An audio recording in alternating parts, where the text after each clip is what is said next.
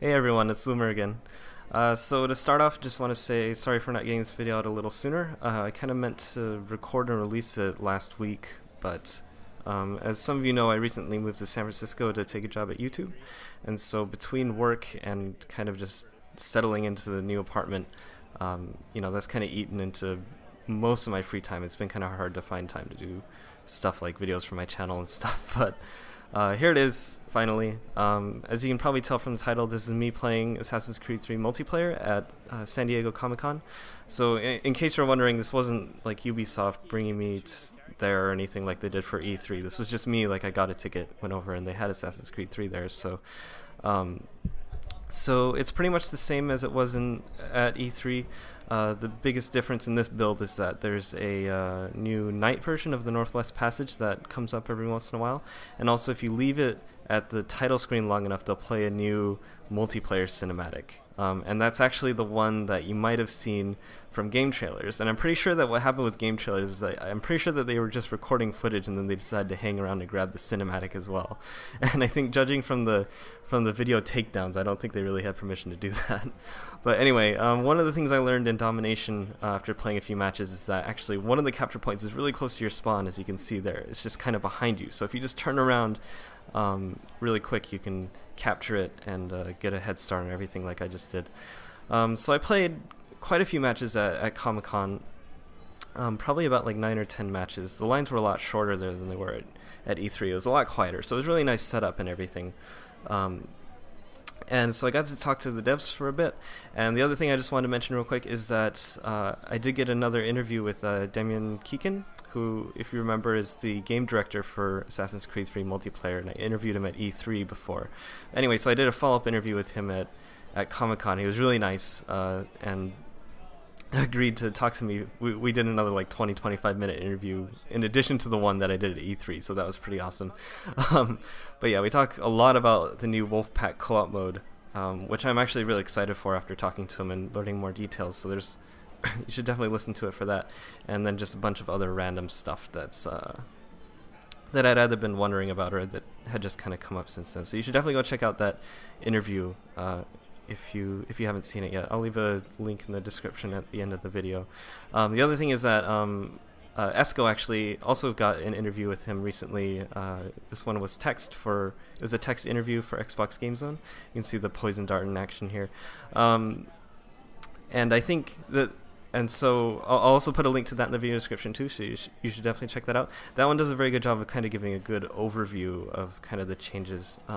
Probably not quite as much new information as what's already been out there, but it's also kind of, I think, meant to be for a different audience than the hardcore fans. You know, for Xbox Game Zone, it's just kind of like it's a good overview, and there's a couple new tidbits in there too, as well. So you should definitely check that out.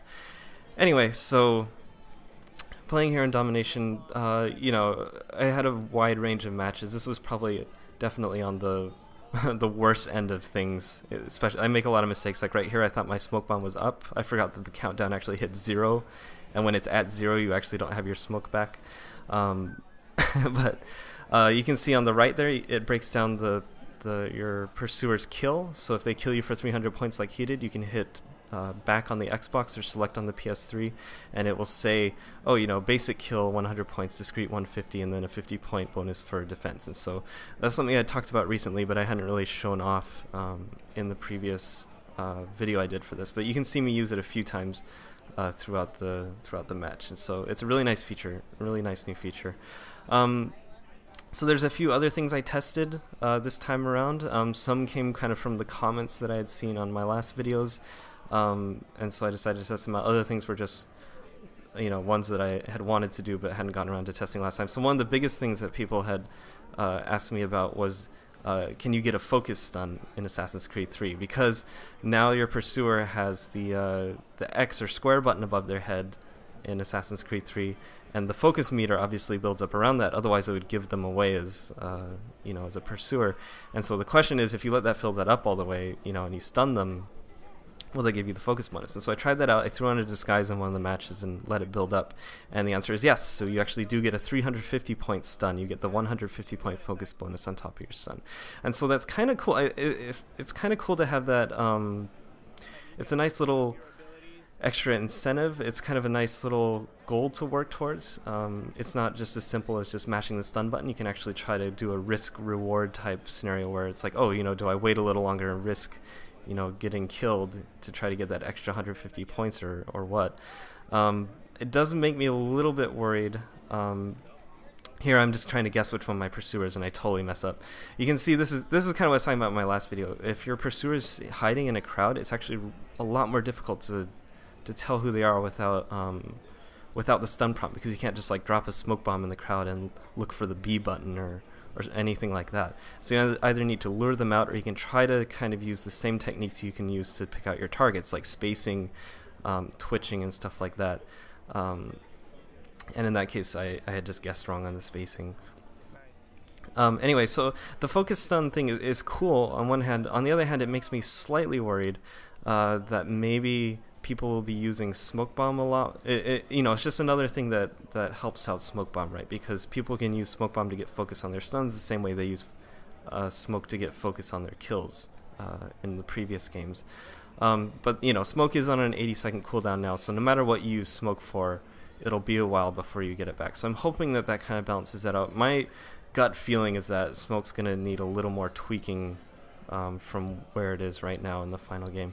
Okay, so another thing I noticed is that actually, and Tim Brown, the lead game designer, actually mentioned this briefly too when I talked to him, is that the NPCs have a little more variation in how they walk. Their walking patterns aren't quite as uniform and noticeable. So I found that in a lot of the matches that I've been playing, it's been harder for me to tell the NPCs apart from players, the ones that are walking alone, because they'll walk in weird ways that they didn't used to, or it's just subtle little things. But between that and the stun prompt, it's harder to tell who your pursuers are than it used to be, which I think is good for the hardcore crowd. A little worried about maybe that's not the best thing for the new players, but we'll see.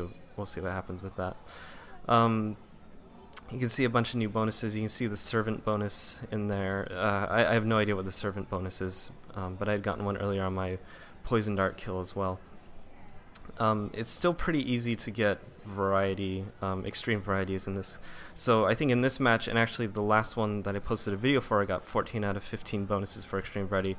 And during the course of my matches at Comic-Con, I probably got like 3 extreme varieties, I think, out of like the 9 or 10 matches I played. So it's still very easy to get extreme variety. It's much more in the vein of Revelations than it was in Brotherhood.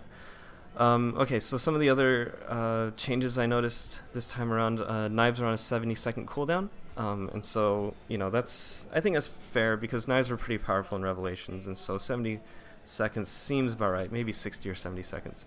I tested, some people were asking about kill animations, and whether you could lock in the kill animation, and whether or not you could drop abilities. So basically it works in AC3 the same way it works in ACR right now after the patch. You cannot lock in the kill animation, but you can drop abilities. So you might notice that in that, I just used the poison dart again. You'll notice that it takes a really long time to focus, and when it actually did focus, it was actually red. And I talked to Damien about that actually, and he mentioned that for the demo, they were actually allowing, you're technically out of range on your poison dart, so you can see how short the range is, but that they're allowing the dart to go through anyway for the purposes of the demo. And so the other thing I learned about poison dart is that actually you can get stunned after your target is poisoned, which is also, so that's a change from the current state of Revelations actually. I don't know if it works that way for normal poison, but at least for the poison dart, you can get stunned after you shoot your poison dart at them. And so between that and the fact that it takes so long to focus, and the fact that it has such a such a short range normally, it feels really underpowered to me, honestly. But you do get a 250 point bonus out of it, so we'll see. That's just kind of my opinion right now. Anyway, not a whole lot of other things I tested. One thing I did test was, one thing that did happen was I was waiting in a hay bale to kill someone, and then they actually stunned me in the hay bale because of the new mechanics, and so that's something that's also changed. So you can't just hide in a hay bale and not get stunned anymore. So that's a little interesting and different. Anyway, I'll have another video for you guys later for more thoughts about all this. But hopefully you enjoyed this really quick look at more footage of AC3 multiplayer. I'll see you later.